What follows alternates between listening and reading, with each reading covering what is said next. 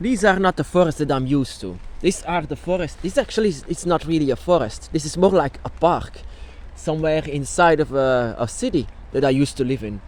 But I just wanted to show you something because it's November. It's a very special moment in the year for me because it's exactly 16 years ago that I've seen and felt a dragon in front of me. In fact, it was 16 years ago that it was my awakening, and that is a very special moment. But the weather, my brothers and sisters, is just exactly what it was then.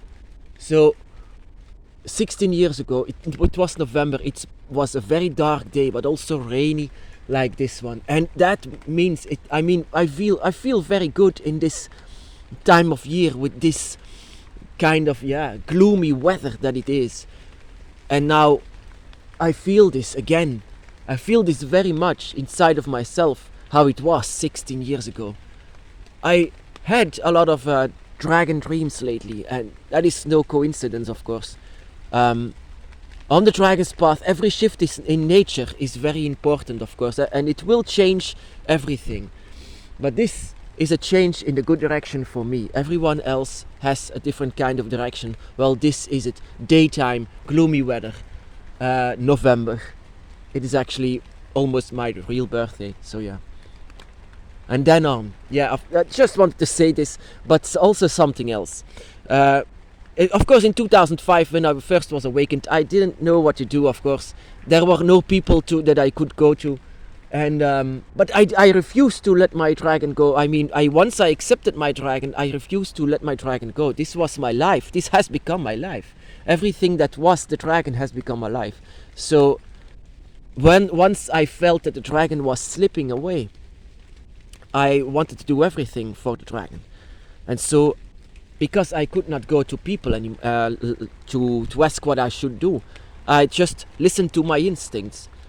And those are actually, I just wanted to share 5 things that I did so to search down for the dragons. 5 things you can say to summon up the dragon, to open up the gate, to search for the dragon. 5 things that I didn't even realize what I was doing.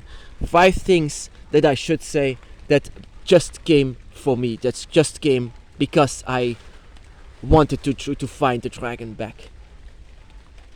The first thing that I did, that I didn't even realize that I did, was creating an altar.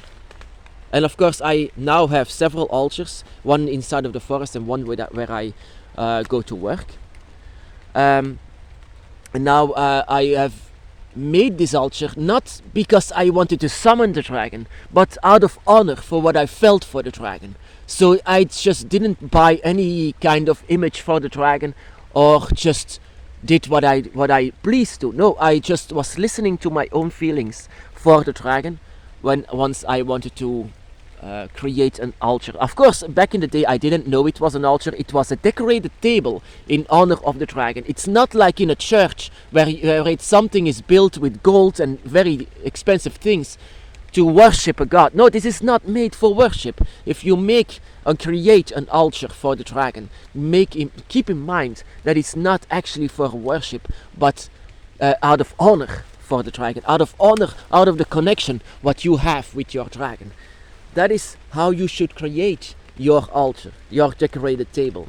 This is a place sacred to you, of course, but not really how in churches or in other places of worship should be. No, this is a place where you and your dragon can be together just for this moment. This creates that your mind is very much aware of who your dragon is, of what you feel for your dragon, and whatever you express for the dragon should be there on your table, should be there on your altar. This could be everything, just like figurines or something from the forest or something that just reminds yourself of the dragon. That is enough, because before I continue with the second one, it's your mind. Your mind is everything. Your mind opens up gates. Your mind just let your instincts talk to you.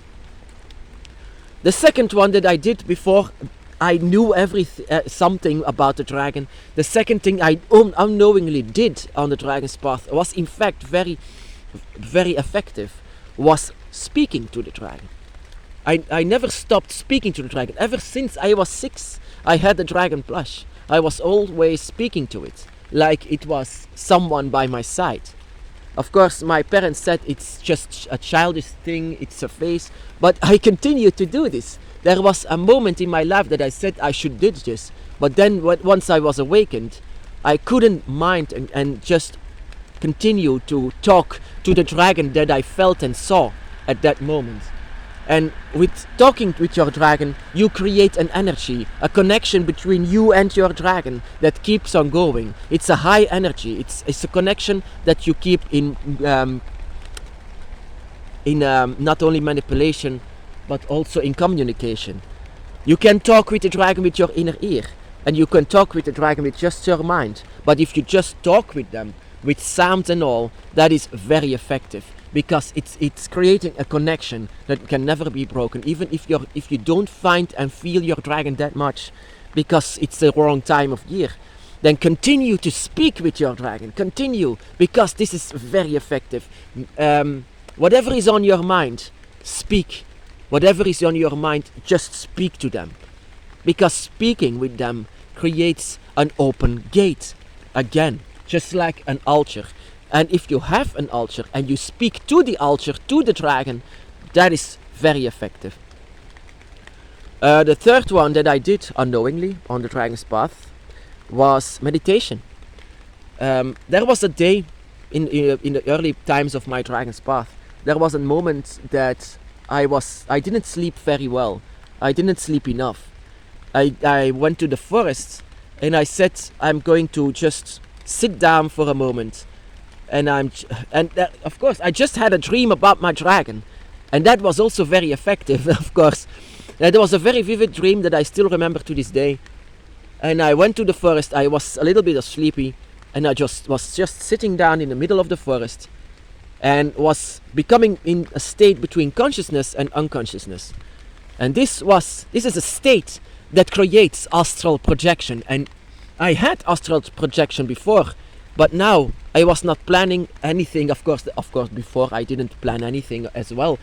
But it was different. It was a different kind of way, because the first time that it happened, it was an awakening. And now it was simply because I was not, I didn't sleep enough. But there was always a dragon on my mind while I was going into this state. And I continued to dream about dragon, but it was not really a dream. It was more like a vision that I could see in front of me. Of course, meditation is not meant for everyone.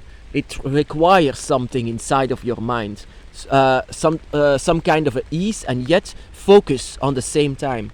I focused on the dragon and I was at ease because I was tired. And that state brought me again to something very important that I did in my dragon's path. I went inside of a state that I did so that I went out of my body. I felt this because I was moving my arms and yet my arms were not moving. That is very, very interesting in the beginning of my path.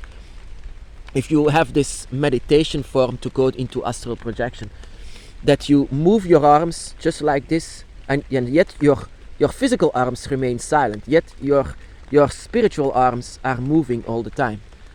And sometimes they can feel like much more than only limbs from a human. Sometimes it happens. That is what sometimes happens as well inside of meditation. So yeah, the next one that I did unknowingly on the dragon's path, the fourth one I think, is witchcraft. I did witchcraft. Witchcraft, such as the first type of witchcraft is creating a dragon altar, also a table for the dragon, and that is what was also very effective. But witchcraft, what do I mean with draconic witchcraft? It's not just simply magic, because magic happens with the mind. This is witchcraft. Draconic witchcraft is helping your mind so that you can open up the gate and manipulate.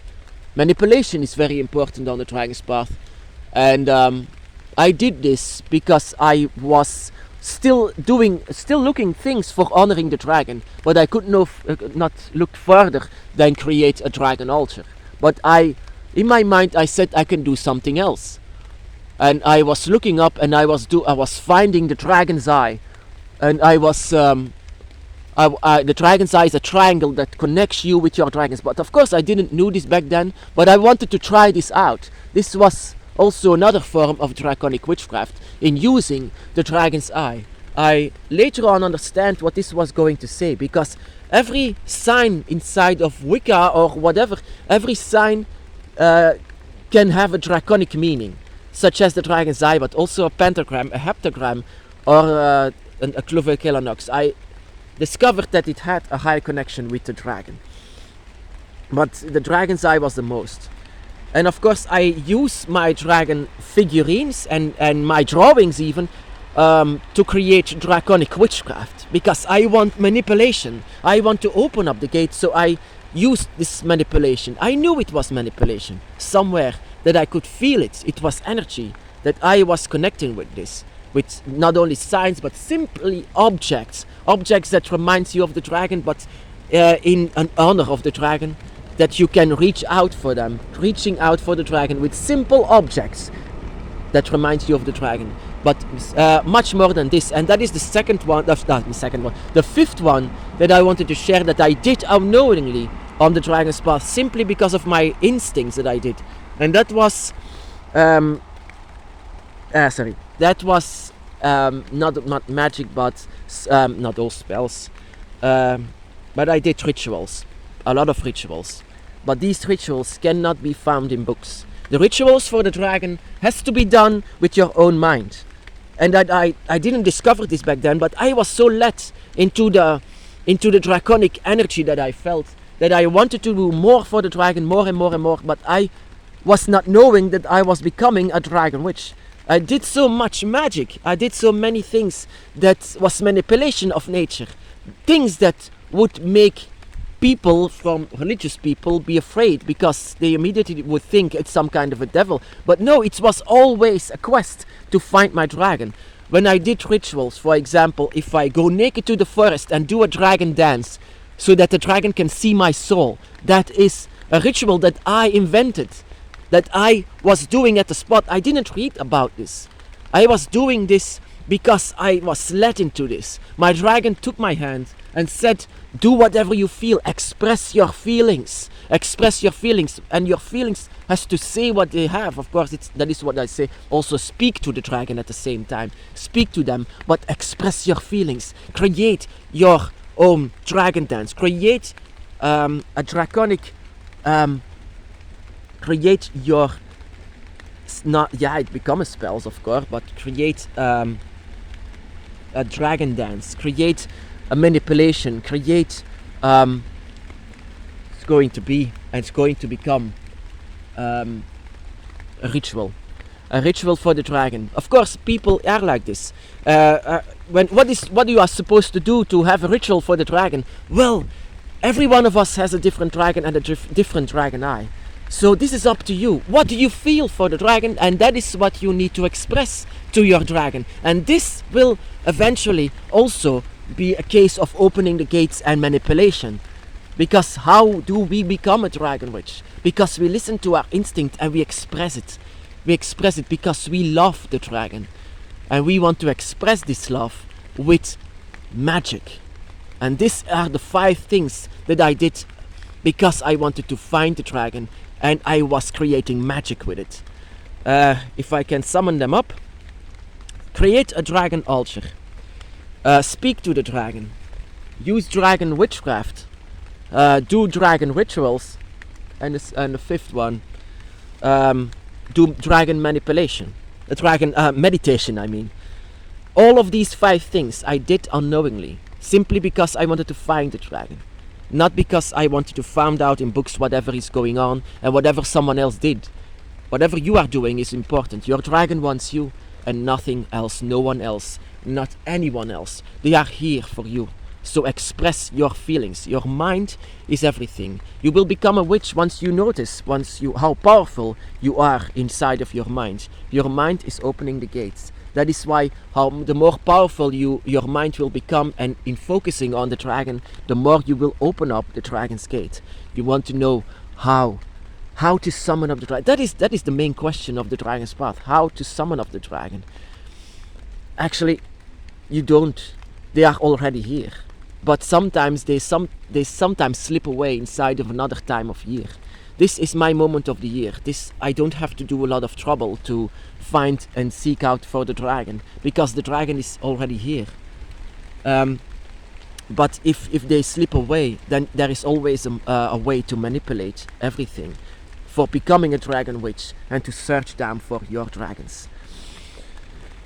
Yeah, the 5 things that I did unknowingly, but I'm so glad that I just gave in to my feelings and did everything that my feelings were saying to find the dragon, because that is in the end what I did. I found the dragon, and I hope for everyone else that is trying to find that dragon, that is also finding their way to find your dragon.